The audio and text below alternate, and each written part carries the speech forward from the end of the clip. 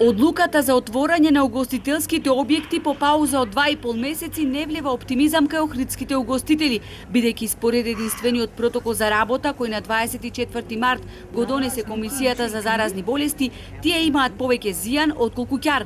Некои од угостителите во знак на револт размислуваат маси и столови да извадат и на сред булеварот Туристичка, па дури и на кружните текови. Во незавидна состојба се кафетериите кои не се во централното градско подрачје и локалите кои ги урнаа платформите, а ги користеа како тераси. И са како некој ако има устрането, onda или сите вратете ги или сите трнете ги. Не може за некој мајка за некој маќе. Имаат угостители кои се не се на плоштад. Што правиме со другите угостители? И они плаќаат данок, не плаќаат давачки.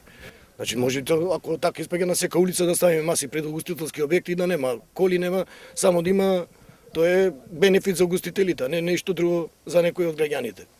Гостите ќе можат да ги користат само отворените делови, односно терасите на објектите, каде на маса со 4 столови, кафе ќе пијат само двајца, а масите ќе бидат оддалечени околу метар и пол една од друга.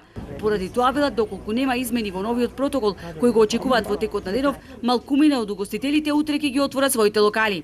Се работи за тоа што ние и да почнеме да работиме со некаква си мерка која што ќе предвидува редуцирано работење, тоа ќе биде далеку од оптималното работење и заради тоа сите тие фактори кои ќе ги земеме предвид, навистина не се баш оптимистички нашите предвидувања за веднинава.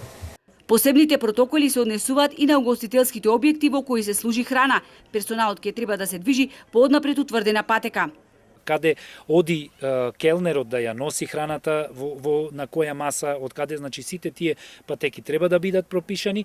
Ризикот е секако од земањето од кујна на оброкот до донесувањето до местото. Тоа треба да биде прописно затворено, ставено во посебни садови за да не дојде до инфекција од самото доаѓање и поминување покрај луѓе други што чекаат или од самиот келнер што ја носи без маска или со маска.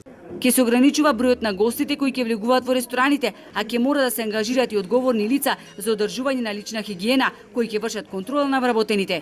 Една од 15 точки во протоколот е и отстранување на сушачи за раце во тоалетите.